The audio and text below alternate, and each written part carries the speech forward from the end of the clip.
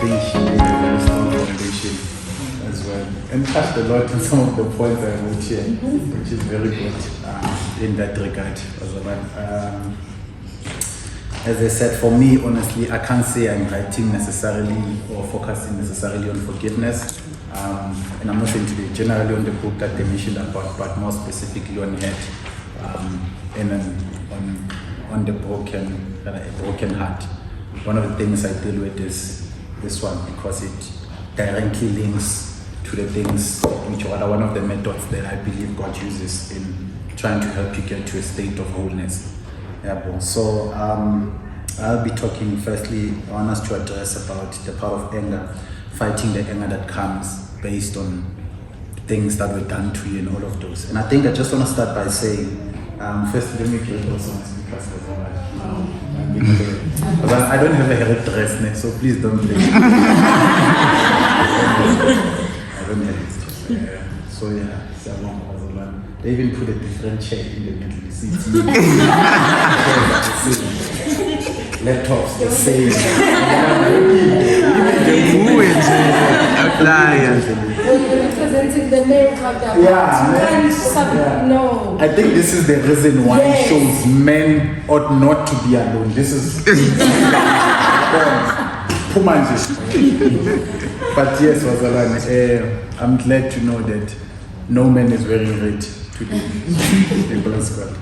So saints, I just want to talk about firstly the part of fighting the anger that comes, and I just want to say that part of the things I'm going to speak about and I learned from Uma's right here. You see what Sisanda said, she's mothering all of us. So some of the things I might not directly quote her, but some of them are things that she mentioned to me as she is and was helping me as well in that regard.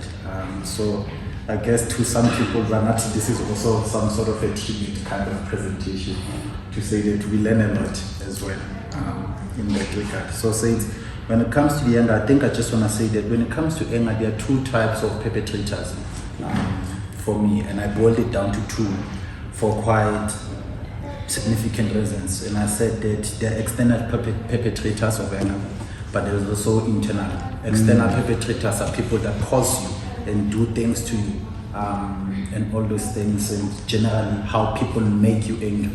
You know right now how I can walk up here and go to Ndogoza, God forbid I would do it, not Ndogoza, go to Umpendula and I go there and I slap him. Understand? That's me exerting or rather causing him to be angry at me as well. But there's also internal perpetrators, which is yourself. Understand? Where you are the one who caused the anger that you are feeling. And I think Sisanda touched on it as well, why she spoke about forgiving yourself as well in that regard. So sometimes we are the perpetrators of how we feel, understand, how we do things and all of those things. And therefore that then symbolizes to you that in dealing with anger in itself, you don't just deal in having to release it, rather in having to forgive others in how they offended you, but also in how you offended yourself. Understand? And also when it comes to the part of trauma, I was at the trauma support center at some point. It's called Women Trauma and Support Center, where I was doing my internship there as well. When I was working there, one of the ladies in a therapy session asked me a question.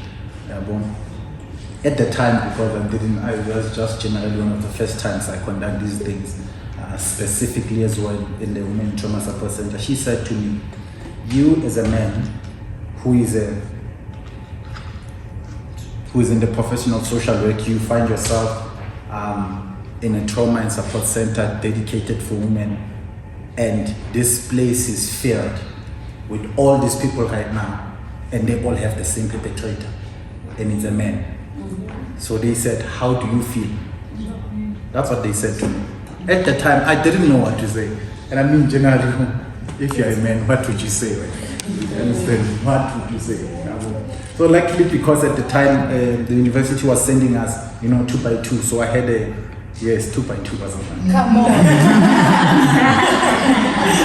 I had somebody going with me, but it was a lady. So she interjected about and then it covered up that part, and I didn't give a response at the time. And generally, it's not always valid that you will have answers sometimes. And specifically also because I know myself at the time when I went there that I might not have caused the extent of trauma that these people did to these women that find themselves in this center, such as maybe those who face sexual trauma or abuse from the men and all these things. I might not have went to that extent. But to some extent, I have become a perpetrator myself too, someone out there. You understand? So therefore, it makes it difficult as a man to answer the question at that moment. So therefore, I'm saying this thing to just explain the part of the types of traumas, because these parts, I identified them as well through that and through just personal experiences. In that, I also said there are also involuntary traumas. And all these things that I just explained about all these women that are failed in this trauma support center, and generally, even maybe here as well, that there are different people that could also face involuntary traumas where people did something to you that basically became a traumatic experience. It literally, traumatic experiences can actually even define your life. So you find meaning in your pain, understand? You find meaning in your brokenness, and therefore that becomes who you are, not necessarily who you are supposed to be, but because that's all you knew, that's all you will be, understand? So therefore there are people who cause these things to you, and those are involuntary traumas. But there are those ones that which are voluntary, self-inflicted traumas. Those ones are the things that which you cause upon yourself. And we need to understand, Bazalan, that people are a danger to others as much as they're a danger to themselves.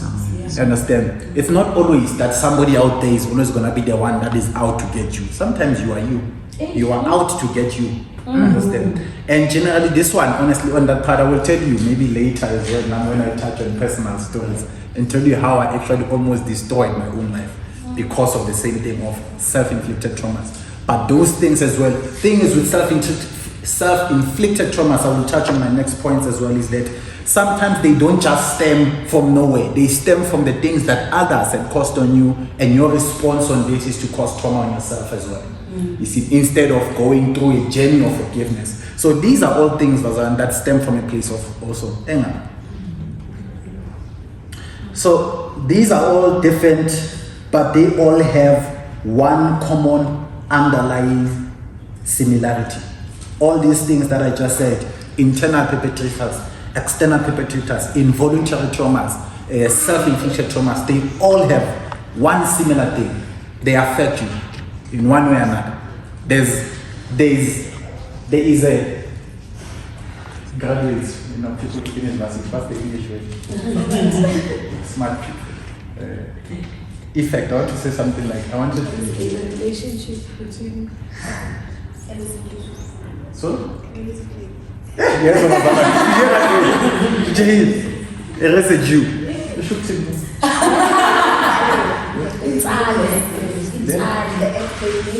the remains. Yes, you understand? So it's that. Understand? So everything that comes as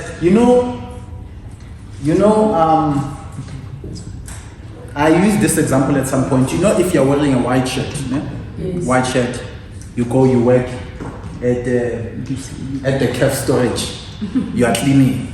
Logistics, I'm lobbying you right now. You are cleaning at the calf storage, and then mhlambi dust on your shirt. You understand? And then your shirt becomes dirty, right? And then somebody's washing the dishes, and then maybe some of the water from there, it falls on your shirt from the dead there. Then there's a stain on it, right? Understand? And then maybe somebody else as well is trying to paint, and then he bent on that same thing. That's a different stain as well, right? And all of those things. And all these things are all different. But you know what's the common factor in all of these things? They are all of them. They are all, how would you define it? Dead. You understand? It's dead. You understand? It could be this one, Ngoliso Guti, Begatlinela.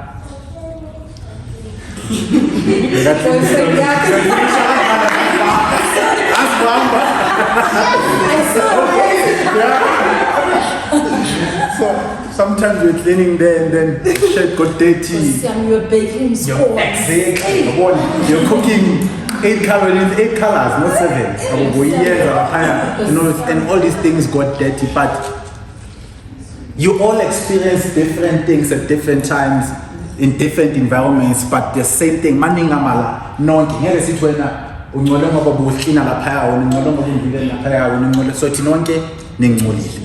that's it. And that's the same thing that I'm describing to say that everything that I'm saying, internal traumas, external traumas, external perpetrators, internal perpetrators, all of them, they all have the same effect on you.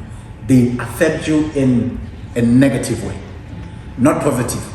Any of them. I'm gonna tell you already that it's negative. I can live, with my anger. Anger is a negative thing, so it's affecting you negatively. And I'm gonna give you scriptural references later on that. I just wanna move as well, so that I don't finish my time. In Jesus' name, may they not see the time. So, involuntary traumas can cause a feeling and a reaction out of you. This has an effect. How many of you, Umuntu, have you ever seen Mongama Elainin? No, let me not even use that one. Have you ever walked on the streets of Bram or Johannesburg or CBD, or even in your own hometown? Because it's corner in your hometown. Unless you live, maybe, I don't know, where, in But have you walked in those places, and then our brothers, who live on the street and all of those things, they don't even talk to you, they reach on you, and they hold your hand. Five-fold you. Yeah, five-fold you. But don't think the first so and all of those things. Have you seen that reaction that comes out of you? The first thing you're possibly gonna jump, or you're gonna, some people be disgusted as well. Understand? It's there, understand? So there's all of those things and all of that. But there's a reaction that comes in that moment because of the act they're doing in that moment. Understand? So it's the same thing that whenever these traumas come up, whenever these things happen in that moment, there's an effect, there's a reaction they cause to come out of you. I was listening to this man of God who said something, and he said, his name is Richard Apostle Femi Lazarus. He speaks a lot on pain as well. One of the points he makes is, he says, pain has no other purpose than to rather bring a reaction out of you. So this is to say it's there to reveal whatever has always been there inside. This is what traumas do. That demos where you are about to go out of the door, something basically. You know that thing? When you hit it, you know that first way to release. Yeah. Someone I know, exactly. You will not say, some people say Jesus. Glory to God. But Konalababa should this weight. You know what that is. Understand? All of those things. In that moment, that way that you are saying did not come out because of the experience you are having there. That pain just caused whatever has been inside of you to come out. It's always been there. You've always wanted to say the word, but then there's a particular experience that came in that moment and presented an opportunity for you to say it. You understand? So this is to say that those people who say, I didn't mean to do it, it's just that, actually, I'm going to use an abusive man's excuse. Most men that you find abusive, they always say, I didn't mean to do it. You made me do it. That is a lie. That is not true. And that is not true. Nobody makes you do something unless it's always been there within you. So therefore, people doing particular things reveal to you the kind of nature and the kind of person you've always been. It's not new. It's not starting there, and sometimes it's not even the devil. It's just within your nature. And we must understand that, like I said, some of these things were caused upon us, and because of your own experiences from where you came from. I was watching something at some point, or I was listening to something, I can't remember. This child, he was now a man, grown up. It's a book I was reading, it's Boundaries by Dr. Charles Sanders. He makes an example in that book. He makes an example about a particular man who grew up with sisters, and in that house they used to wrestle. And they wrestled a lot, and as they were wrestling a lot,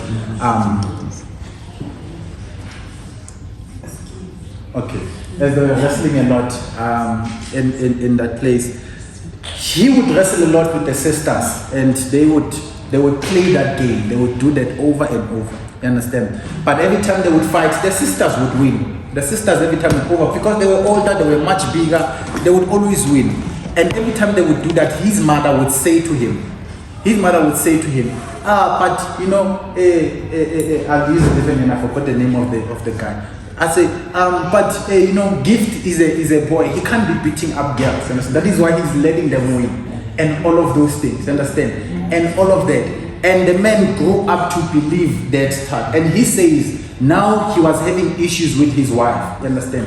When he was having issues with his wife, every time the wife would say anything or any point, even if he disagrees with it, he would keep quiet and not say anything. Why? Because this thing was planted in him by his mother back then that men generally don't say anything. Basically, something along those lines. And it's generally the same thing that which I would say that sometimes the things that we do and we become at some point in the future, they are not just as a result of they came out of nowhere. It's something that was implanted in you. Something that began long ago. So, as it pertains to self-inflicted traumas as well, they are often in response to what was already in you, and I spoke on this point. The effect it has on you is an addition to what already exists in you. And I just spoke on that to say that some of the things that you end up doing to yourself and doing to others as well, they are as a result of what was already done to you as well. So I want to speak specifically as well with dealing with anger. And I'm going to give you a few pointers as in dealing with anger as well. So I think the first thing when you're dealing with anger is firstly define your why. Understand? Why do you need to deal with it? In that regard, because Miles Monroe, I think this is the most famous quote that has been said. He says, "Where purpose is not known, abuse is inevitable." Right? So, and I feel that unless you know and you define the reason why you need to deal with the anger, you will not be able to then effectively let it go, effectively remove yourself from that.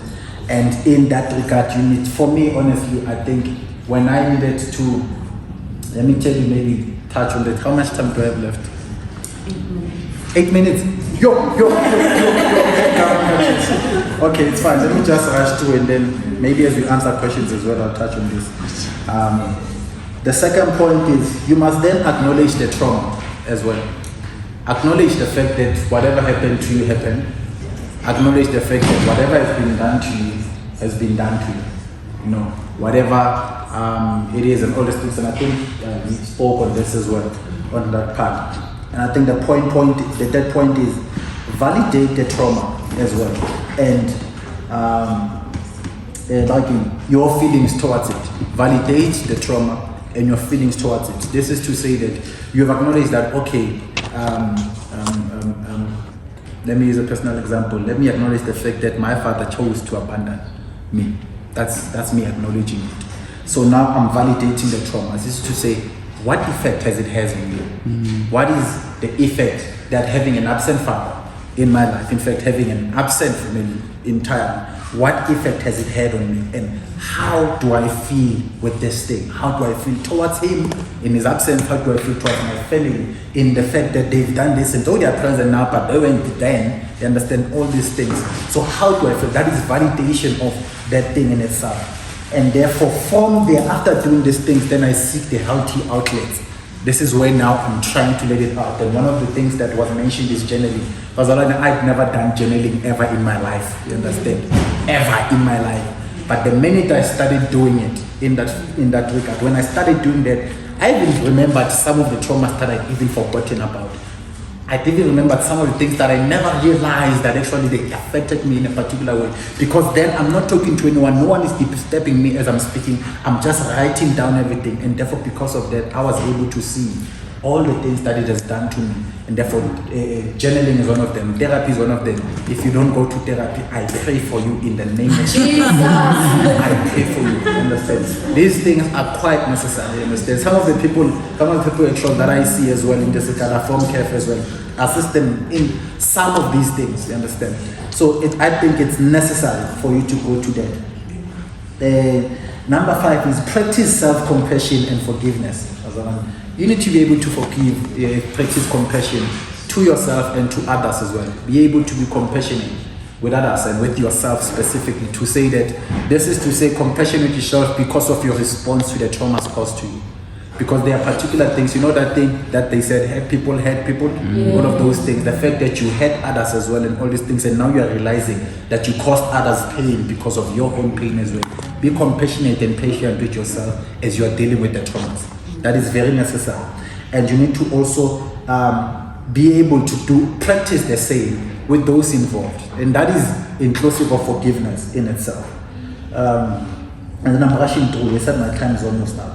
So another is, anger is not something not known to the Christian community and to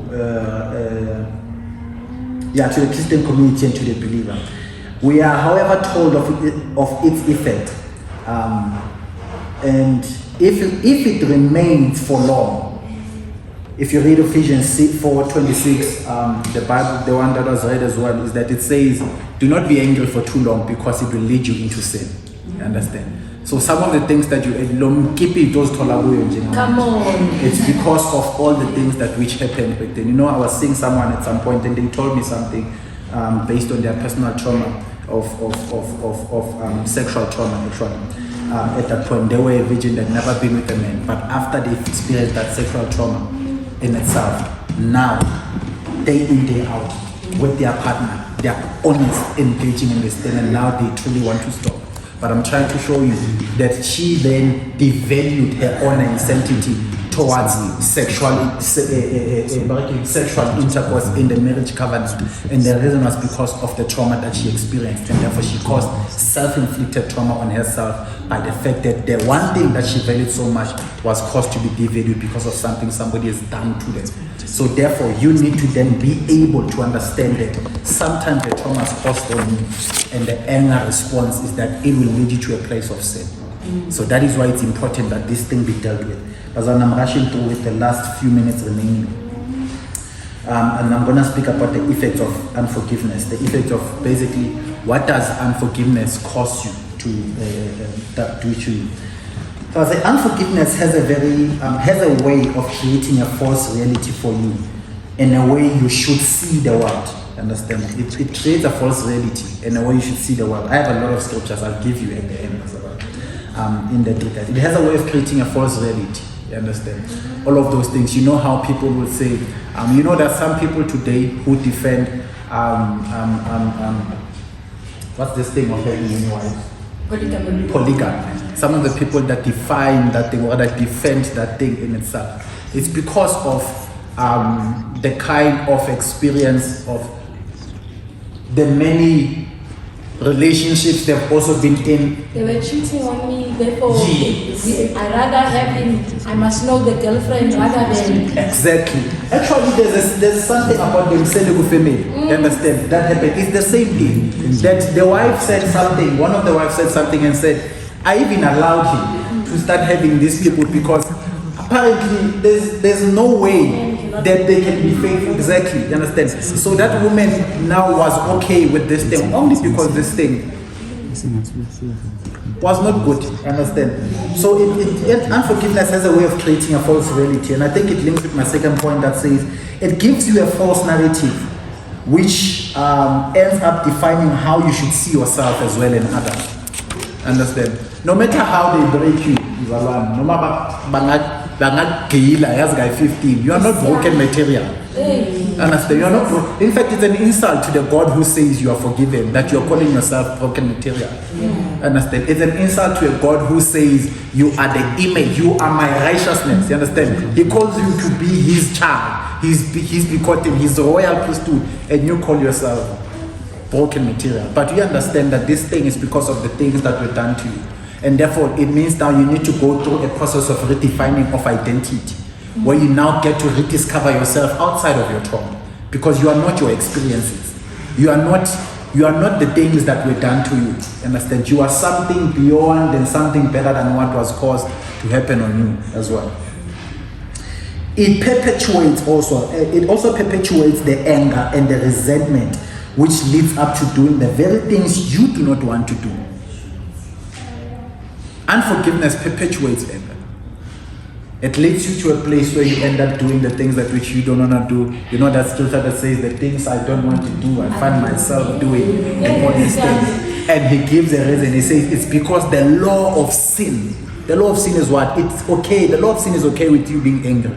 The law of sin is okay with you not forgiving people. The law of sin is okay with you continuously living there anyhow you want and all these things.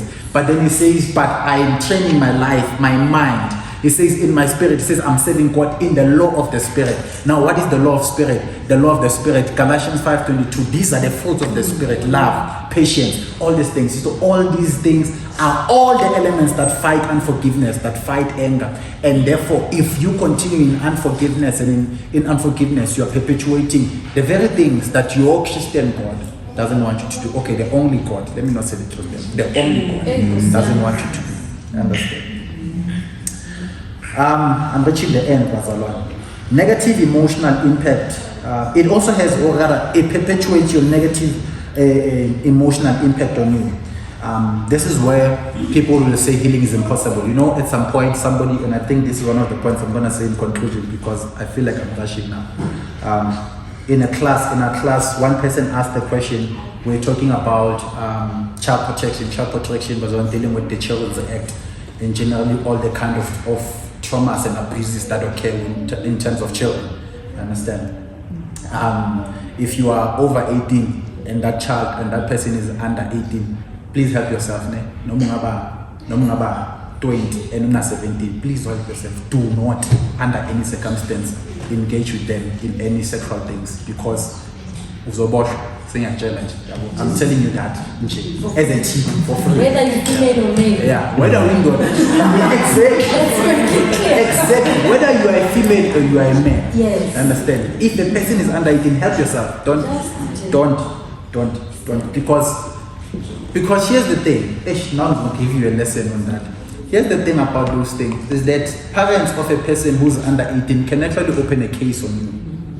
It doesn't have to be them. It can be their parents who do that. Understand? So that's why I'm giving you that advice. Anyway, we're talking on that thing. As we're talking on it, one of my classmates asked a question, and they said, "Is healing, emotional healing, and the healing of the soul, can you ever come to a place where you are completely healed?" That's what they said. Can you come to that place? And one of the classmates responded and said, "No, you just learn to live with the pain, but you can't completely heal." That's what they said, right? It sounds logical, right? It's false. It's false. It's a lie.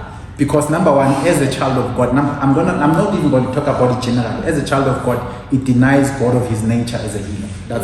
That's first point. But here's also something that seems to be confusing to people. I have a scar here on my hand. Do you see it?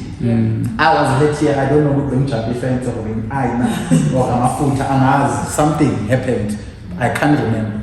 But this is the scar I have because of that experience. Understand?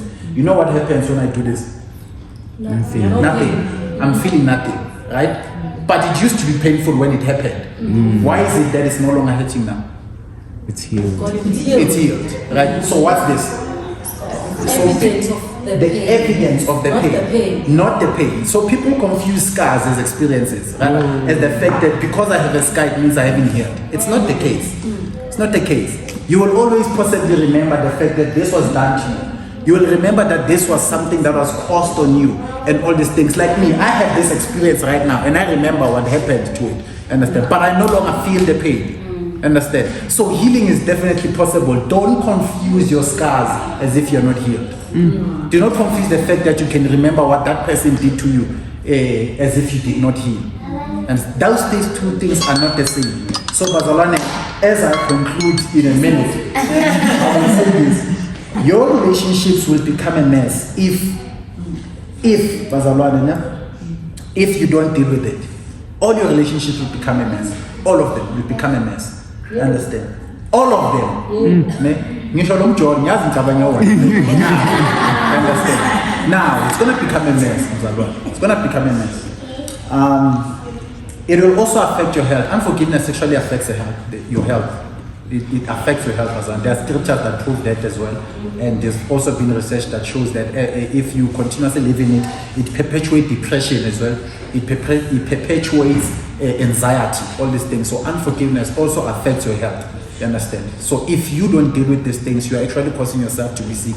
Sometimes it's not necessarily the fact that mzalwane ustresswa boyfriend. The stress of it how that's it. So, it will also affect your spiritual journey as well, Bazalan. You know, this is the last thing I think I'm just going to say. The rest we'll talk about maybe even as I answer questions. One man of God, when I started, once gave me a prophetic word actually. I think it was 2019, 2020. And he said to me, you know, Gift, if you don't deal with the kind of traumas that which you have had, it will even affect how you view God. It will affect how you serve God.